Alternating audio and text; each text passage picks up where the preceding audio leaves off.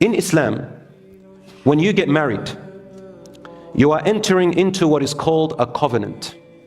A covenant, in the Quran, Allah calls it mithaqan ghalidha. It is a promise and a sealed agreement between you and that person that you are marrying. The Quran calls it a firm covenant in chapter 4 verse 21, meaning a firm covenant of fidelity. What is fidelity? Fidelity is the opposite of infidelity, which means strict and continuing faithfulness to an obligation, trust, duty, and loyalty to one another. Under Allah's name. When you get married, you're doing it under Allah's name. Why under Allah's name? It means that it is under His authority, the boundaries He set between you, and with His blessings. So now, the husband and wife in Islam get married under this contract and this agreement of bond, agreement of a promise and a covenant, a serious covenant, where you now have rights and duties towards each other, and you are there for each other to build, love each other, help each other, support each other, grow together, and raise those children as the generation which Allah has entrusted you with as a result of this covenant. But under Allah, which means under Allah's guidance, which means both of you need to fear Allah. And I advise you before getting married, do it and try to find a series or a course about the rights and duties of a married couple before you enter. And focus, if you're a man, focus on what your duty is towards the wife that you're going to marry. And if you're a sister, focus on the duties that you need to have towards your husband, as Islam says it. And a woman, at the time of the Prophet ﷺ, she refused to get married.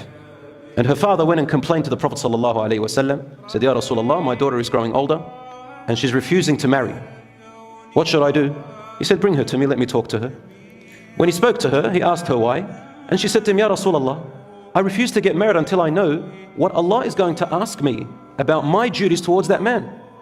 What do I have to do? I need to know what his rights are. She's not even asking about her own rights. Subhanallah. Why? She's asking about what Allah is going to question her, because she knows marriage is an act of worship. She fears Allah. Beautiful woman, tabarakallah. And when the Prophet ﷺ told her about the rights, she found herself not ready yet.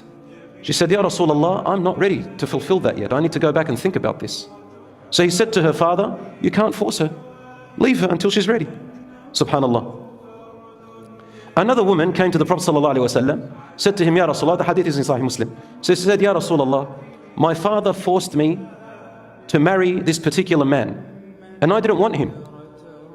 But I had no choice. So Rasul ﷺ said to her, it's up to you.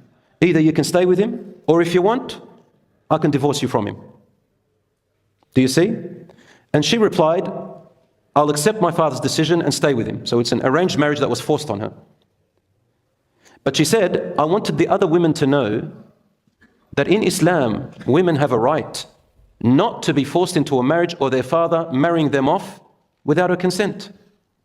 Same with the boy, but more on the girl. But in our culture, the culture of a lot of the people is that they kind of force the girl a little bit more. They think they own her. And the boy as well. I hear about a lot of these cases.